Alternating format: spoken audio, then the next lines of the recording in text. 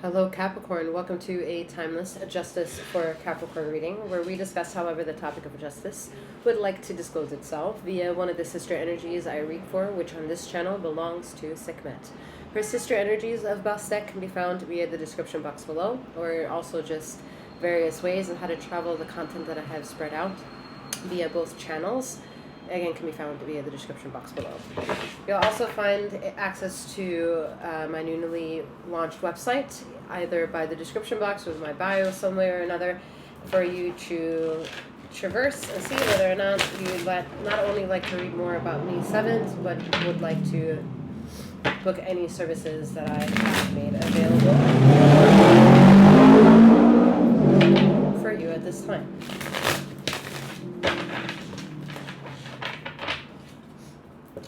Whatever brings you here is in true form. Whatever relationship you have or don't have with the energies of Sekhmet is irrelevant for me being able to tap in as 7th to administer her energy. Again, I am 7th, aka Master 7th, that reads these energies for you. I am a master healer that provides remote wellness alignments and tarot intuitive insights. Whatever brings you here, either associated to being Capricorn in any form, way, or shape, or not, is, again, in true form of you being here. Remember that you've tapped into a collective reading. This is not a personal one-to-one, okay?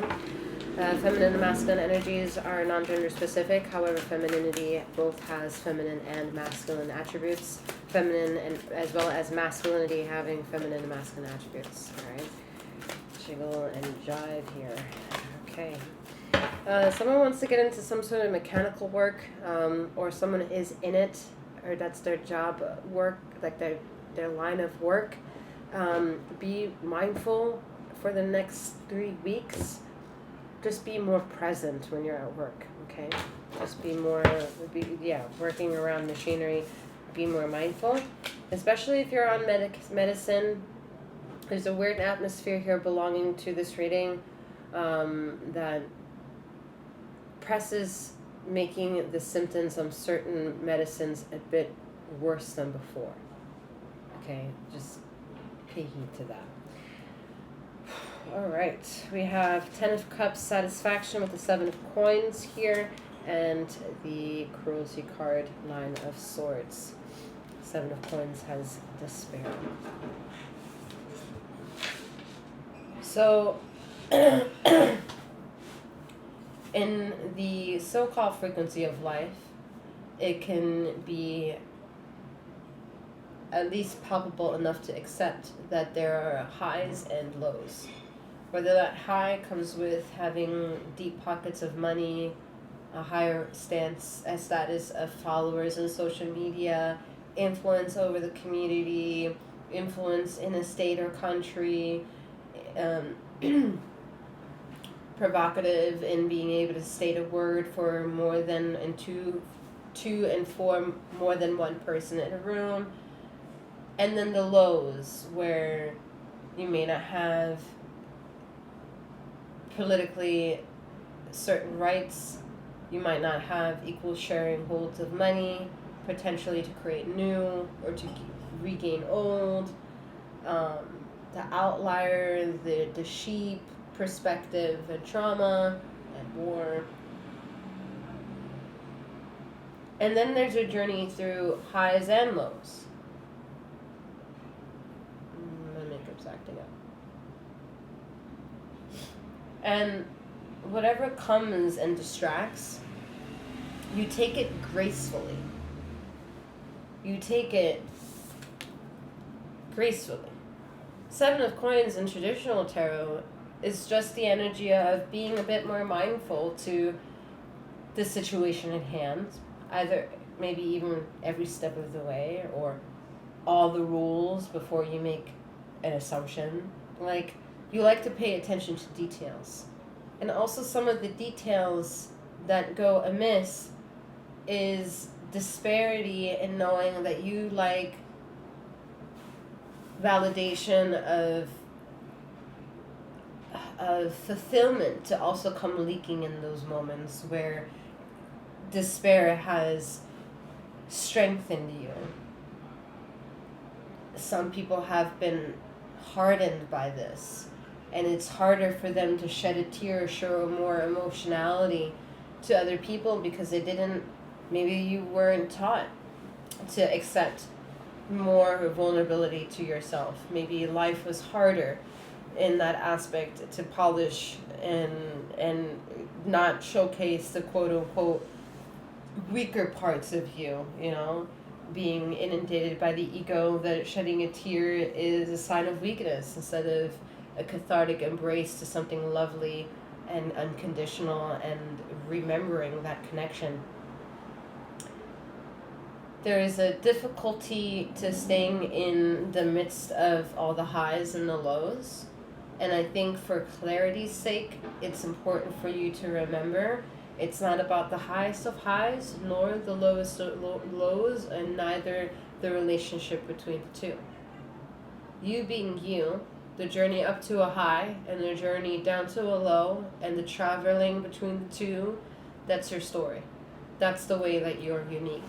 That's your own embracing of the devils and the details, the highs and lows, the satisfaction, the cruelty to live and breathe, and having walked metaphorically and analytically those footprints in life.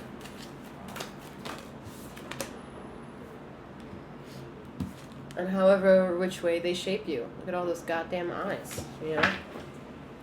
However they shaped you, could you have maybe valued yourself with having shed a tear? Yeah. And did you? Maybe not.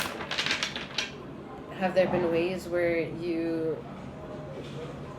look like to others beautiful, but you're actually having a very tough moment, and there's a lie happening in that moment, that because there's a mistrust, an imbalance, or not the quote-unquote right person, you don't get to speak in that clarity of truth in that second. You don't get to disclose how disappointed you really are.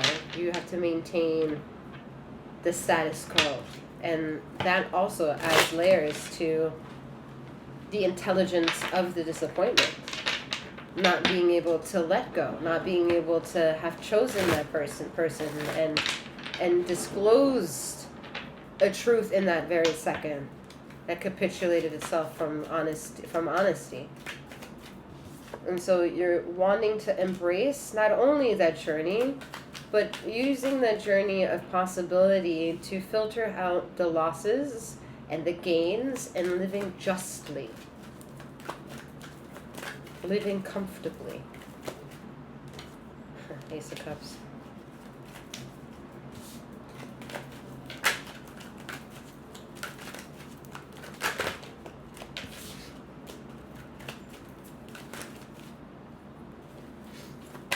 Some of you have beautiful intentions set forth for your future generations. You don't need a big family to impact your future generations. You can share ancestors. Excuse me, 9 of Pentacles.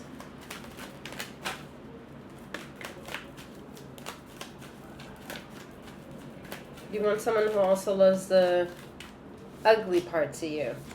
That's the moon's here. But where you can also be very true and fully full and speak on the things that you've been silent about.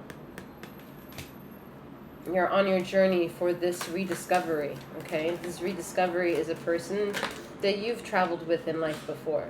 Whether this is in this lifetime or in another lifetime, but the truest denomination is that on your own you're wholesome, with the person you're wholesome, and in abstinence you're wholesome, and that's how you have a beautiful connection of a duality here. And there's a telepathic connection happening between the two of you.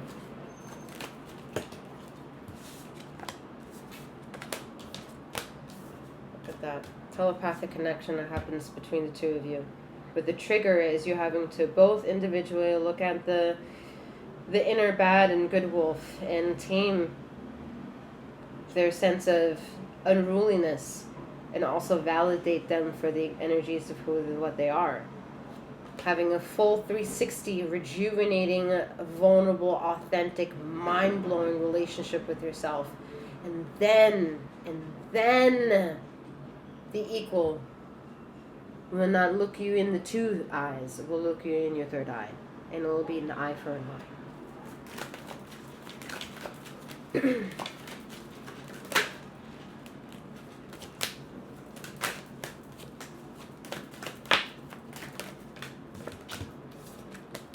Yep. The path to re-expose vulnerability and true authenticity is found via your own struggles and cutting yourself away from certain idealistic impressions or perspectives and even illusions and delusions.